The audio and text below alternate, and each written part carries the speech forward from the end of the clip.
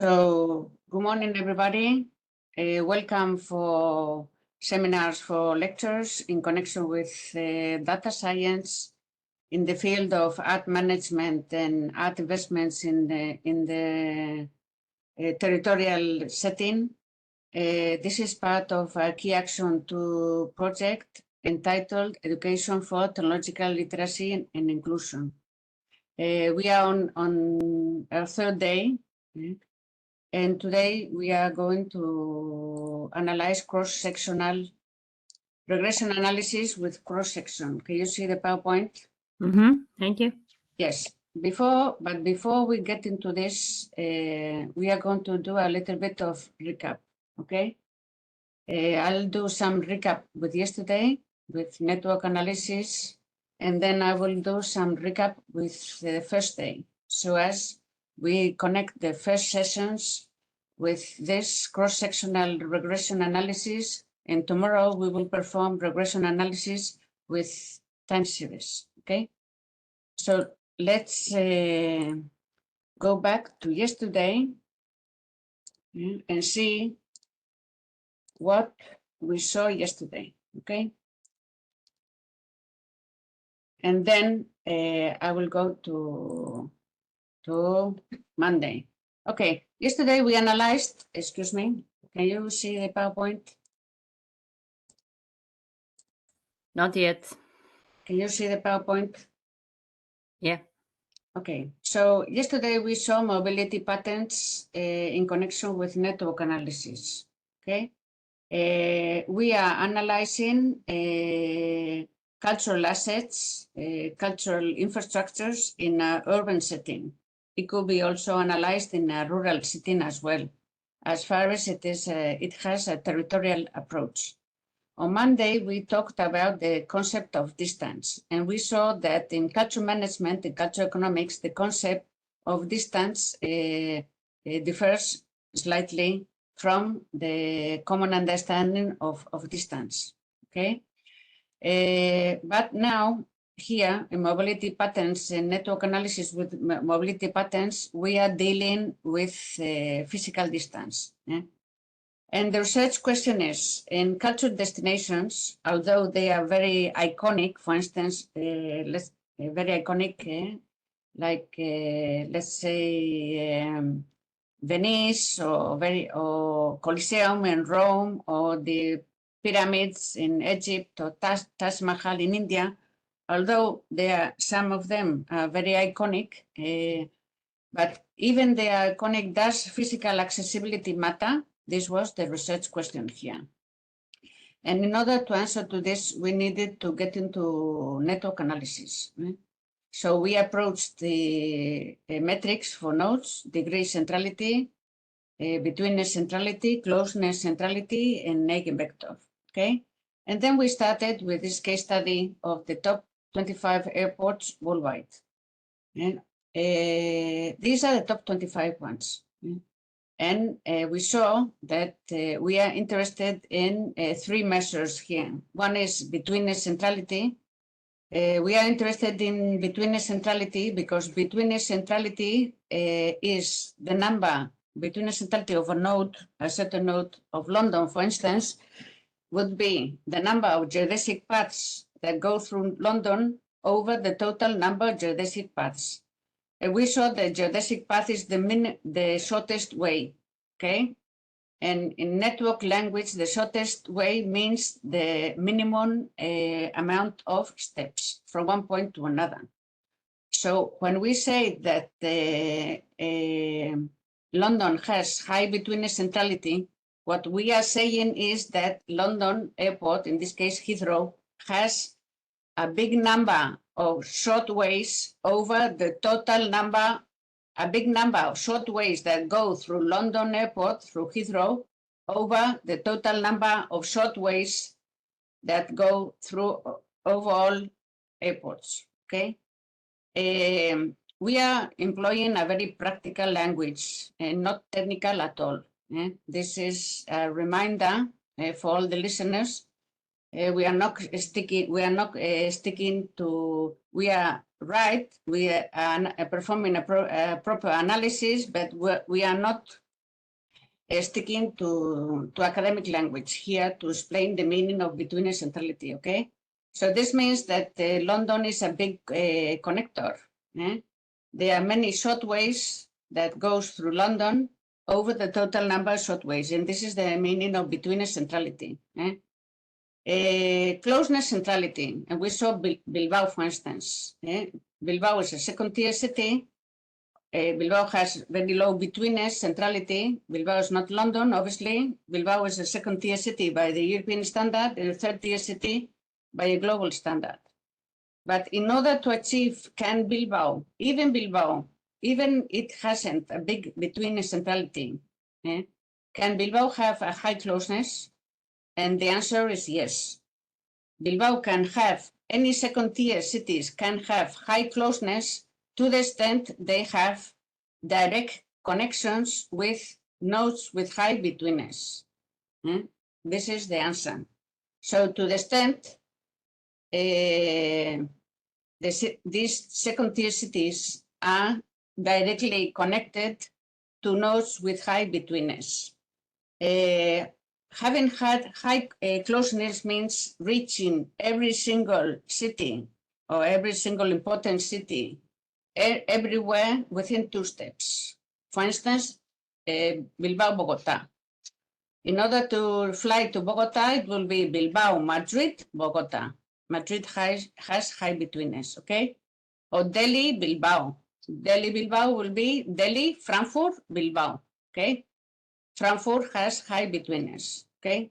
So for any second-tier city, it is key that the airports of these cities are directly connected to nodes with high betweenness centrality.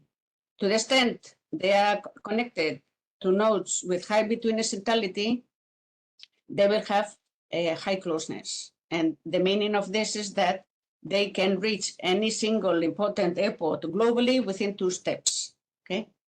So if a second-tier city reaches any single city worldwide in 2 steps, this is excellent news, okay? So accessibility in airport terms matters, and in culture tourist destinations, okay? We saw the case of Canary Islands. We have to be careful with the low-cost flights because low-cost flights can kill the connectivity of a second-tier city with the node with high betweenness centrality. And we have to make sure that all the airports maintain the direct connection with airports with high betweenness centrality. Okay, and we saw this case of Bilbao with British Airways flights to Heathrow that were substituted by flights to Gatwick. And Gatwick has a much lower betweenness centrality than Heathrow, so this wasn't good news at all. Okay, and this is a problem because people think that connectivity means the number of flights, and it doesn't work like this. Okay, connectivity means how well connected you are with nodes with high betweenness centrality. This is connectivity. Connectivity of an airport doesn't mean that the airport has 1 million flights, not at all, because they could be 1 million flights to nowhere. So the connectivity would be 0. Okay, the connectivity of an airport means that you have direct flights with nodes with high betweenness centrality. Okay, this is key. And this also happens with social media. For instance, my students, many of them think that they are very high, have huge visibility in Instagram because they have 2,000 links in Instagram. And maybe I have one unique link to Obama, okay? Who has a higher closeness? Who has a higher eigenvector? I have, even though I have one unique link, the unique link I have is connected to Obama, who has explosive betweenness and explosive eigenvector. So this means that my closeness would be much higher than the closeness of my students that have 1,000 links in their Instagram. I don't know if I'm clear enough. So the topology of the network is key. As you can see, I'm exaggerating, but then exaggerating for the sake of teaching, okay? So it is key to analyze the topology of the networks and see whether you are connected to nodes with high betweenness centrality. Here we saw the port of Bilbao on the left-hand side. Can you see it here? Close to Rotterdam. Is this good news or bad news? Well, this is excellent news because this means that we have this second-tier city, which is Bilbao, by the European standard, directly connected to Amsterdam, which has huge betweenness centrality. So as a result of this, the port of Bilbao would reach New York, for instance, within 2 steps. And this is excellent news because this means that for the port of Bilbao, transaction costs would be much lower because the port is directly connected to Rotterdam. Okay? So in all the transportation costs, in all the transportation networks, the topology is like this. You have some few nodes with high betweenness, and then you have smaller ones with low betweenness, but directly connected with the nodes with high betweenness. This happens with airports, air flights. It happens with also with the ports. Okay, it happens with companies. Why does it happen with companies? Well, it happens with companies because one of the key inputs of any company is information. Okay, and the flow of information is much higher in a network like this. To the extent you are connected with a node with high betweenness centrality, the speed of transfer of information is very high in a network like this. In fact, neural networks have also a topology like this, and the internet as well. There are some few nodes with high betweenness, and then the remaining ones are connected with these nodes with high betweenness. Okay, because the aim is to achieve speed at a lower cost in an efficient manner. Okay. So in the case of companies, it makes sense that the topology is the same. You have some few nodes with high betweenness, and the remaining places where these services are produced are connected with the nodes with high betweenness. And the same applies to multinationals. Here we can see the top 100 multinational companies.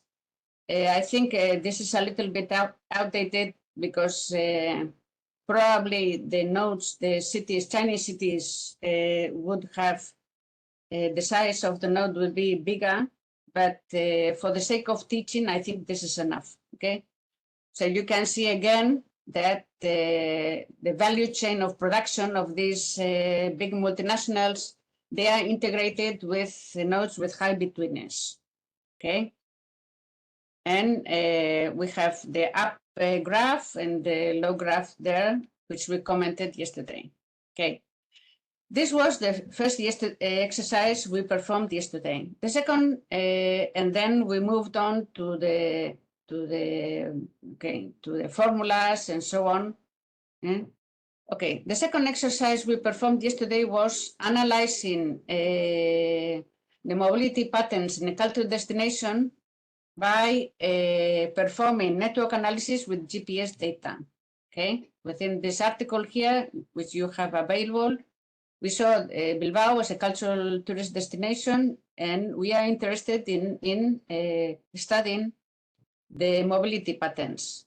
Why are we interested in studying the mobility patterns? Well, because it is not the same to open a tourist office in a place where you have a lot of tourists than opening it in a place where you don't have any tourists at all. Okay, so you have to decide where you are going to open. For instance, the city council has to decide where to open the city offices, the tourist offices, sorry, for instance, okay? For instance, or imagine that they want to manage congestion. This is not the case, but imagine that they want to manage congestion and they need to know which are the places that have a higher probability of having congestion, for instance. And this is why city councils perform studies on mobility patterns in the cultural tourist destinations. Okay, it is key, as we said yesterday. Here we see that it has a very simple shape. It's like inverted D somehow. There's a line here with this Gran Via. Then we have the old part of the city, Siete Calles, the river, Nervión, the Guggenheim is here, and Sagrada Corazón is here. And the places with a higher consumption of space, and I'm using economic language, that is, the places where visitors stay most are the Guggenheim Museum, the old parts, the calles Plaza Nueva, or the old town in Bilbao, and the Sagrada Corazón, which is the end of the Gran Via street. Okay, so if I were the city council, I would pay somehow some attention to investments in the old town, because at least I would monitor it to see what is happening there with the tourist sector. For instance, I would also monitor the surroundings of the Guggenheim Museum and also at the end of the Gran Via. Okay, and then we went on to network analysis to see what is going on with these cultural assets in the in the cultural tourism destination. And the network analysis confirms what we knew, that it is true that tourists come to Bilbao for the Guggenheim, but they are delighted with the old town. Okay, so they go there. It is a pedestrian area. They go for lunch, for pinchos. This area is quite well known for high quality gastronomy. So, and they can enjoy these gastronomic services. Okay. And here we perform these are normalized network metrics for the nodes. The selected nodes, we have points of interest. The list, I explained yesterday that the points of interest were selected by a public list published by the Basque government, and we performed the selection. So we have the normalized degree. By normalized degree means direct connections, and the metric should range between 0 and 100. Then we have the normalized betweenness between 0 and 100, normalized closeness between 0 and 100, and the eigenvector between 0 and 1. Okay, and you can see that the betweenness is higher in Plaza Nova, closeness is really high. In Plaza Nova, in the eigenvector is the most. Okay, so the whole part of the city merits attention from all the public bodies in the field of tourism here. Then we moved on to a second exercise, if I may.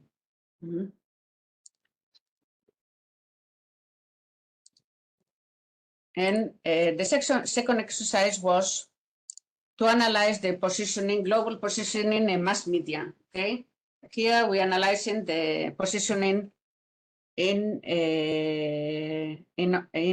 traditional media like newspapers. They are online newspapers, and we are mapping the superstar museums globally. Okay, we employed a proxy because we want to analyze which is the positioning of these top museums in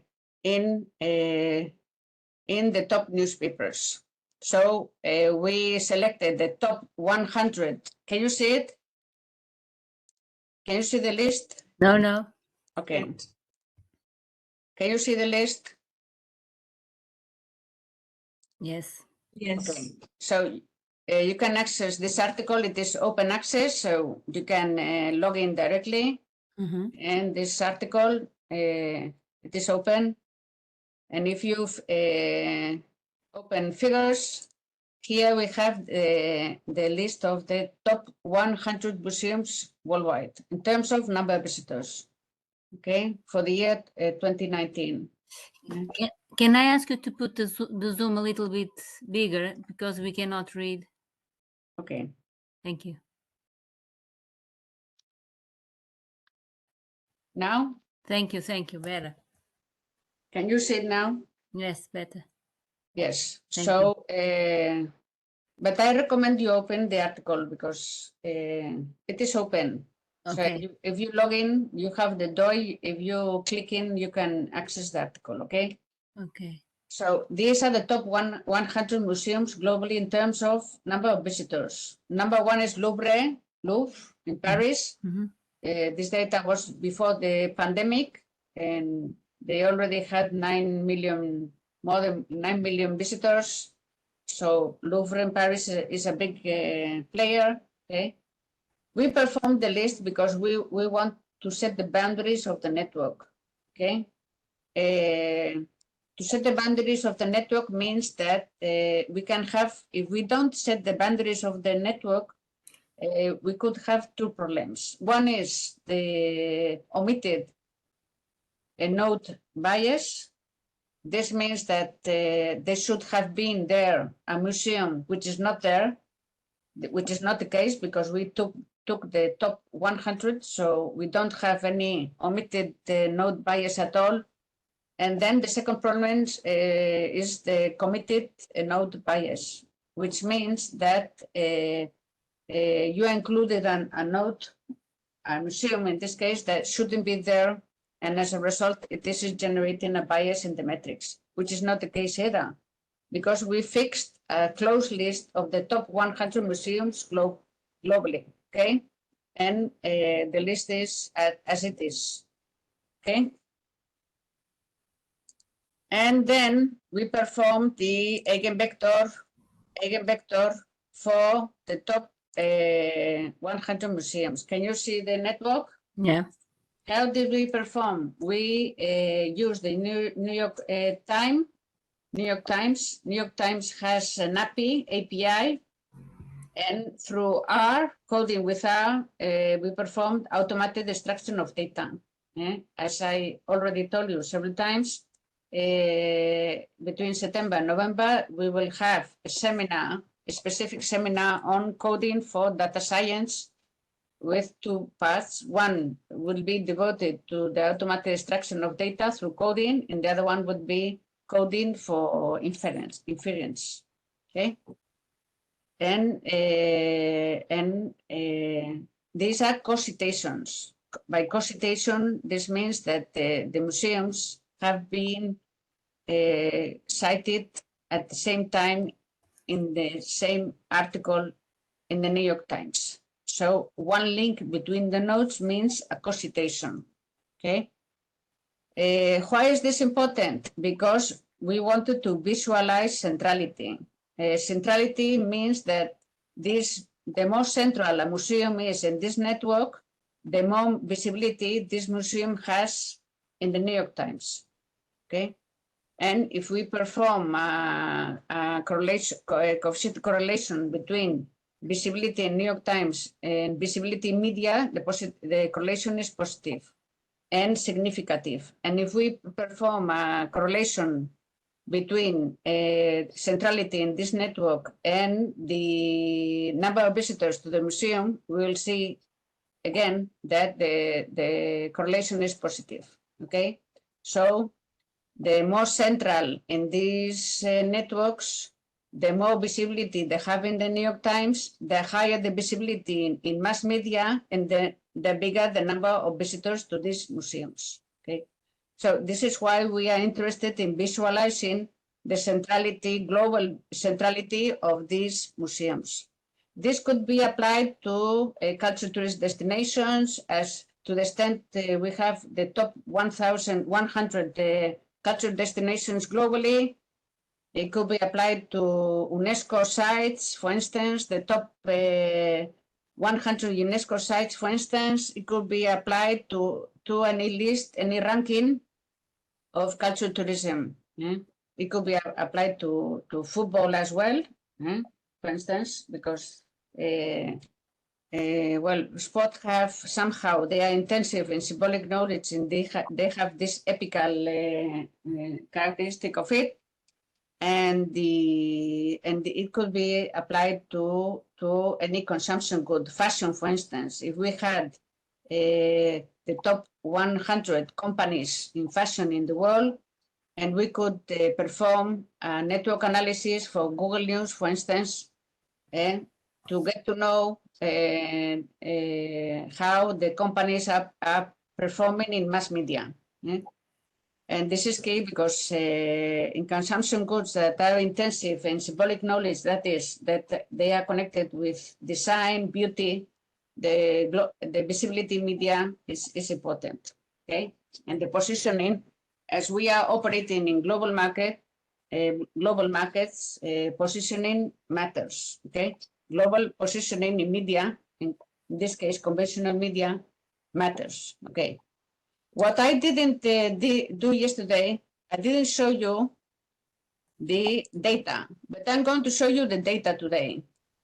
I will not give you the data, but I will show you the data, okay? I will not give you the data because nowadays data is subject to copyright, okay? So I will not give you the data, but I will show you the data. We didn't show you yesterday.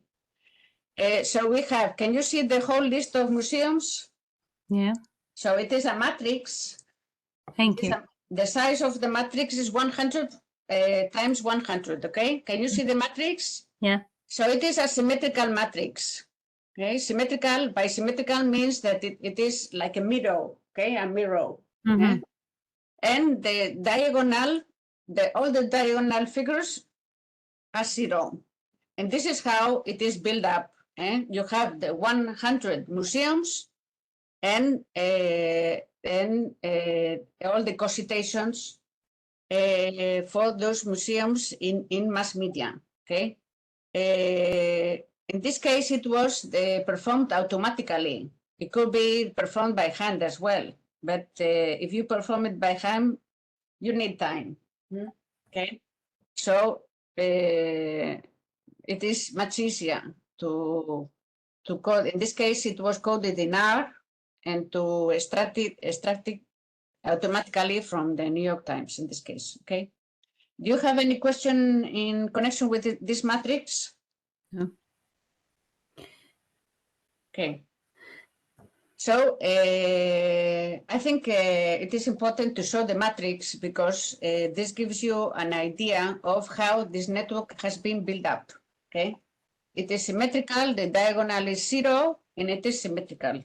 And these are the co-citations in the New York Times. Okay, any question in connection with this? What is the reading that you do of this matrix? Because you are seeing Museum du Louvre and the opposite is Musée du Louvre and is 0, for example. That's 0 because it's not co-cited with itself. Okay? It is co-cited with other museums. Okay, so yes. So you have numbers with the others. Okay. Co-citations means that it is cited at the same time in the same article with the other museum. This is the meaning of that. Okay. Okay. Yeah, because this is in business language. This is branding power. Branding power. If you are co-cited with Louvre, you achieve, you increase your branding power because you are being co-cited with a big player. Okay. Okay. So this is why we are analyzing centrality because we were interested in our positioning. Okay. We are small players, but the good news is that nowadays in a global world, under the digital economy with high mobility, even small players can position themselves globally. Okay, this is the learning of this. Okay. In a global world with internet and high mobility, under the rules of the digital economics, it is possible to reposition yourself globally. You can position globally without being a big player. Can I see in the figure for example, Serralves Museum together with Louvre, just to know if I get the point? Yes, from your co-citation matrix, please. the co-citation matrix. Do you want the matrix? I saw that you have there Serralves Museum right here from Portugal. Yes. This I would is like to from see the- 1995, 2000, okay? Okay, so it's not update, but that's not a Well, problem. I can open the second one, but I haven't brought the second one, okay? Oh, don't Serralves. worry. I just want to know if I get the point how to read the map. The map is means that Serralves has been co-cited with these top museums globally. This is Yeah. this is the reading of this. Yes. Okay. And Well, then I want to know what the figure that shows there, what does it mean? If it says 1 or if it says 0. the figure is the number. It's not normalized data. It is real data. Okay. Okay. How do you interpret that number? 0, 1? No. It is No? real data means that they are physical real articles, number of articles.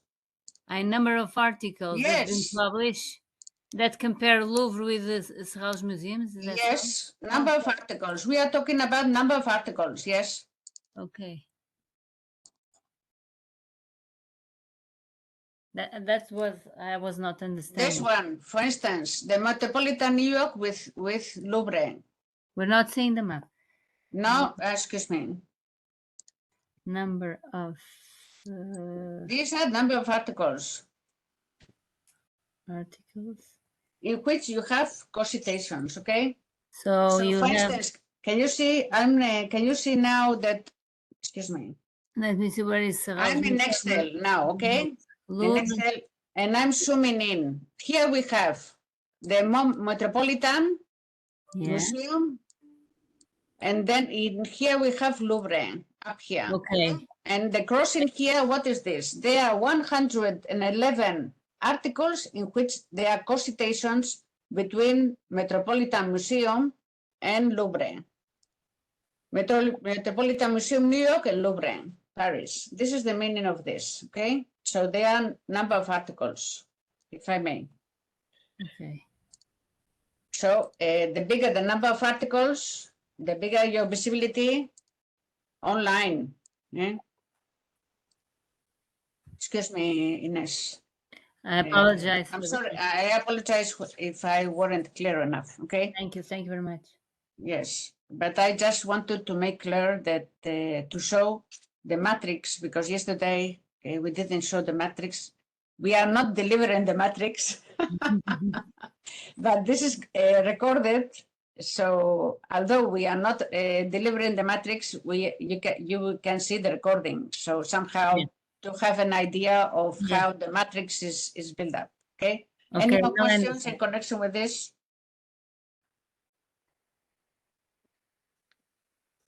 No. Okay. Lovely. So this was yesterday. Now I will switch on to the first day, Monday.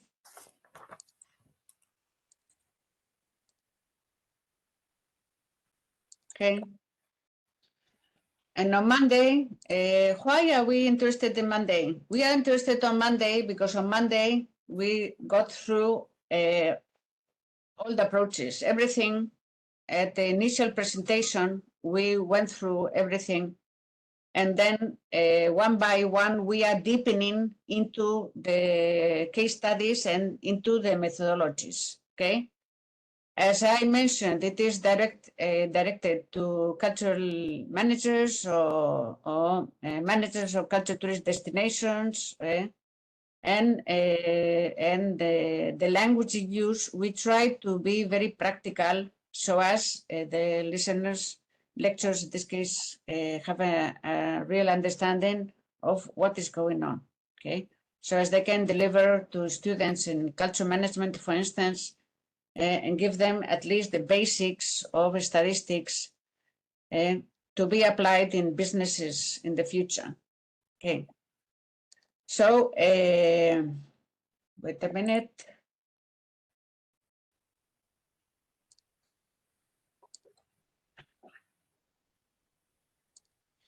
So this was on Monday. We did a presentation of the project. Okay. Okay. First, we completed the presentation of the project with the website. This is key because all the seminars are connected with the European project, and you have the website there. Yeah.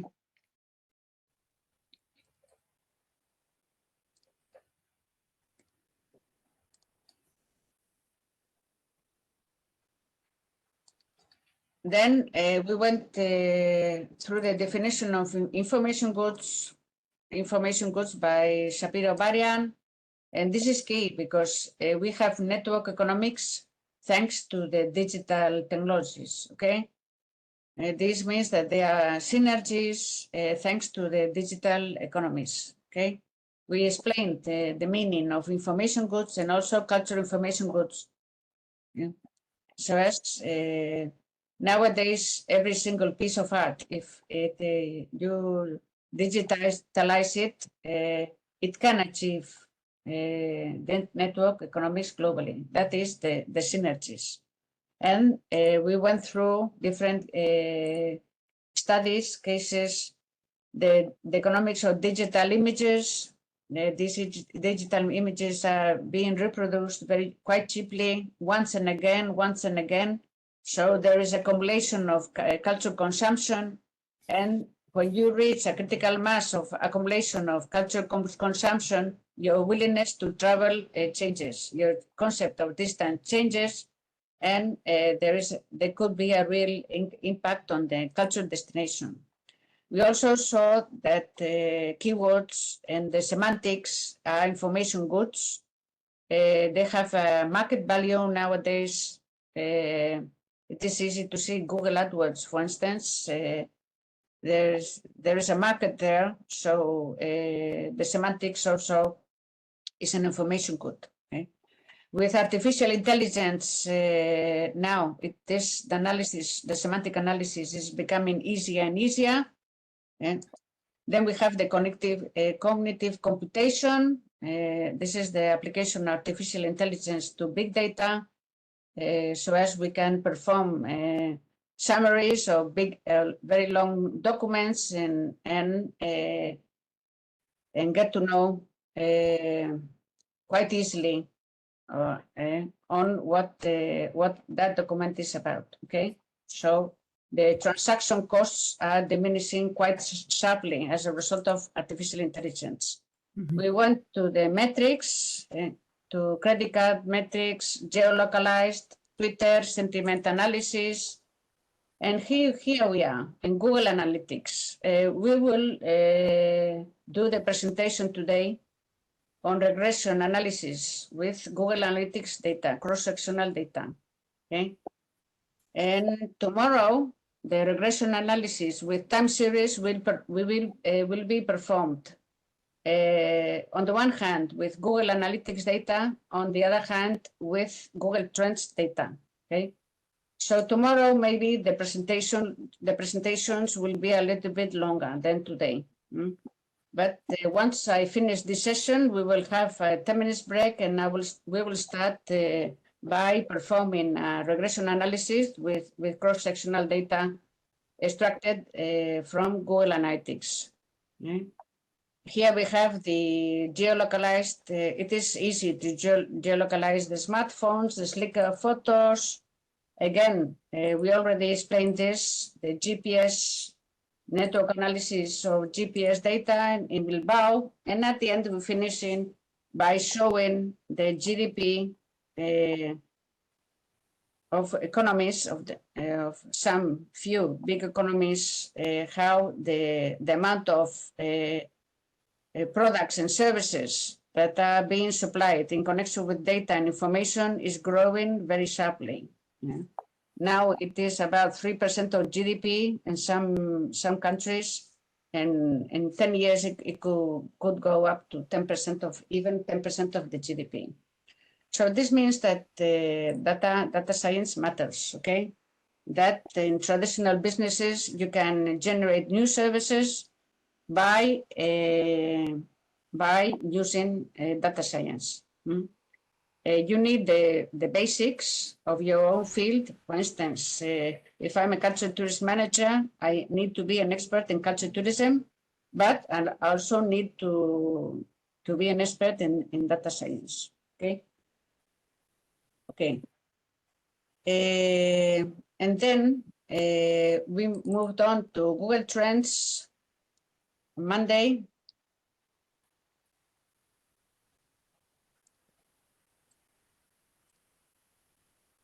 We moved on to Google Trends. We will use Google Trends tomorrow again with time series analysis, okay? Excuse me, with regression with time series, okay? And this is a must. This article by Shoy and Varian. Varian, you already know him because he's quite famous by his textbook of microeconomics. And at least I studied microeconomics with Varian, with his famous book. So, and he's quite famous for metrics in connection with Google. We performed the exercise of Cremona violin, the seasonalized data, monthly data, and weekly data. And here we have the network analysis, semantic network of the keywords extracted from Google Trends. So this is the band, okay? These are the main keywords connected with Cremona violin for those who Google Cremona violin. And it makes sense because you can see that all the keywords are connected. Cremona violin, musical instrument, cello, double bass, bass guitar, string, they are all connected with string musical instruments, okay? So when people look for in Google, when they Google for Cremona violin, you can have a clue of which is their interest when they search, okay? And see which are the keywords in which the consumers or the users or the attendees are interested in. Okay.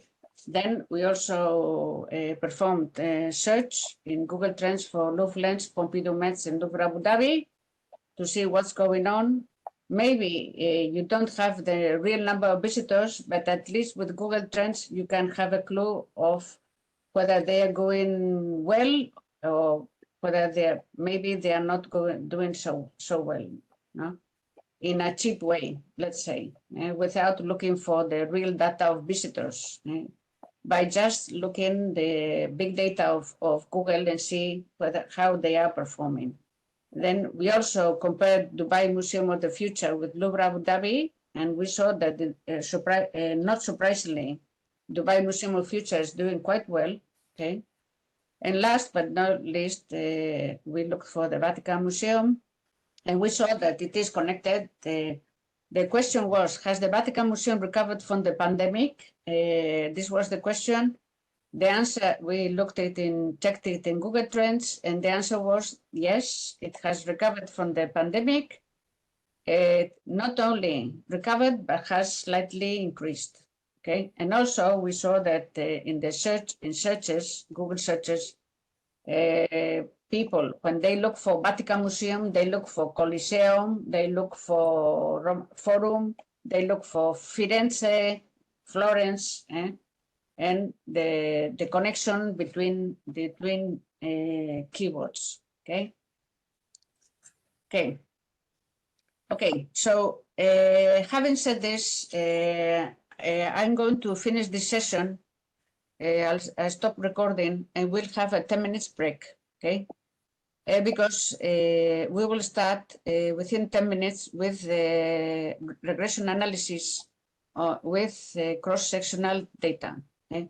This session is for non-experts, those who have a basic understanding of statistics. I think well, it is directed for two academies of art and culture, but maybe you can it could be helpful in the field of Google Analytics, maybe. Okay. So thank you so much, and see you within 10 minutes. Bye bye. Bye bye.